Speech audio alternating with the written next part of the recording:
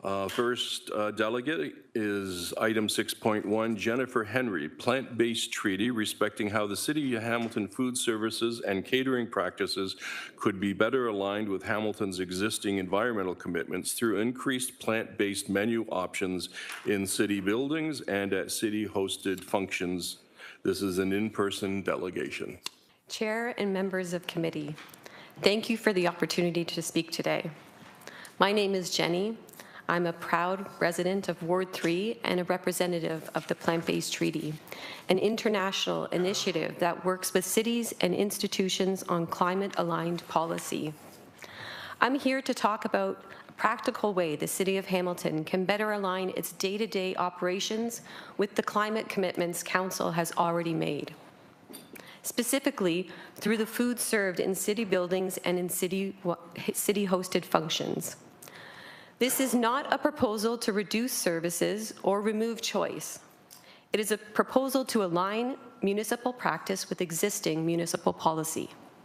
Hamilton already has strong climate commitments. The city has declared a climate emergency, committed to net zero greenhouse gas emissions by 2050, and directed staff to integrate climate considerations into corporate decision-making and procurement.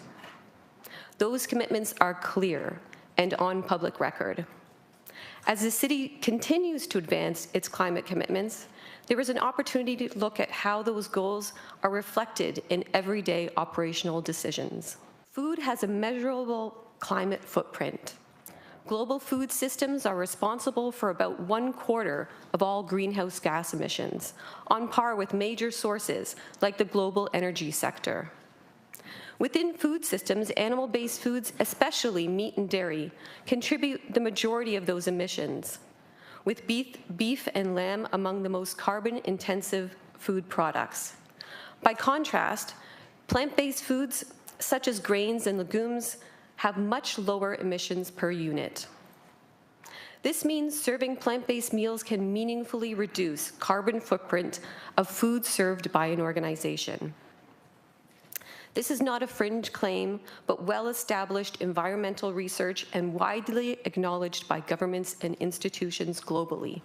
Food is also a very practical climate lever.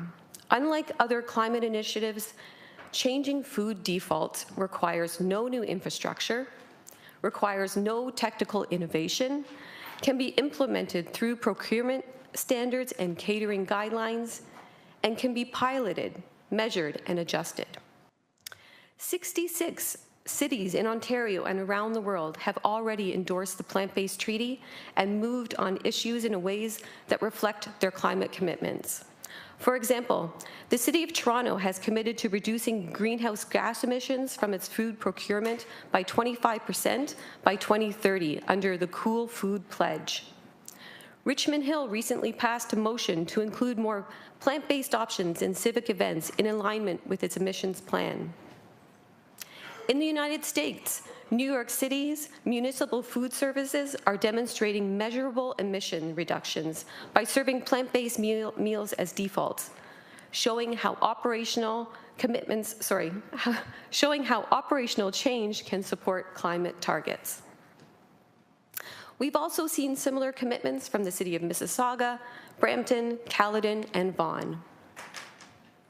These changes are not about removing choice, reducing service, or perfection, but about direction and consistency in line with our climate goals. Proposed next steps. I'm not asking the Council to mandate an immediate citywide change today, rather a meaningful next step, such as directing staff, sorry, I forgot to change the slide. Rather meaningful next step, such as directing staff to review current food and catering practices through a climate lens, with findings reported back to Council, or exploring a pilot approach for plant-based default menus at city-hosted meetings or events. This allows the city to move from commitment to implementation thoughtfully and transparently.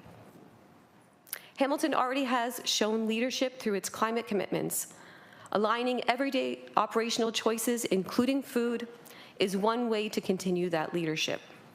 Food matters because it has real climate impact, And it's one of the simplest ways to show residents of Hamilton that climate commitments are not abstract, they are operational. Thank you for your time and consideration. Thank you very much. Don't go anywhere. We do have some questions.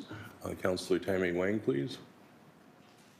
Thank you. Thank you for your delegation. I know that you have already reached out to my office and had a conversation with Pascal in my office, but I wonder if you can just dig a little bit deeper and just share a little more information on the slide 5 that you had, which were the other cities in Ontario.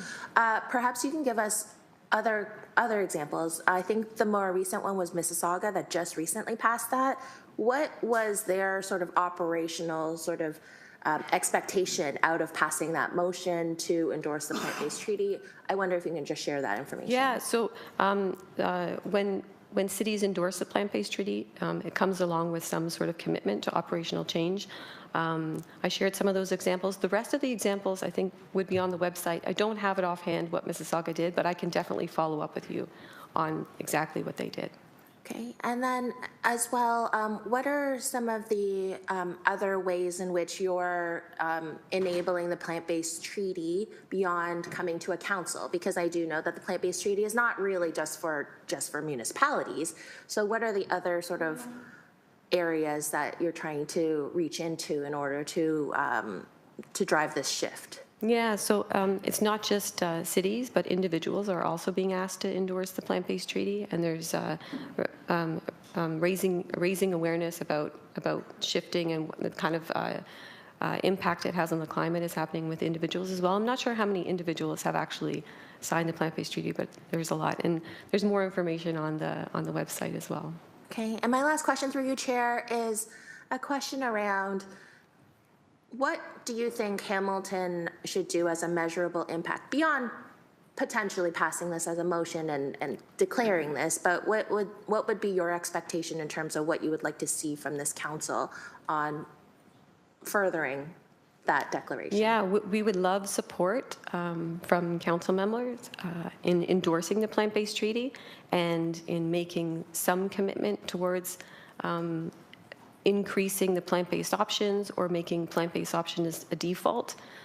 Again, not to eliminate choice, but to default to plant-based could have a massive impact on environmental impact of our food. Thank you. Thank you. Those are all my questions. Thank you, Councillor. Are there any other questions from councillors? Seeing not, thank you very much for your delegation. Thank you.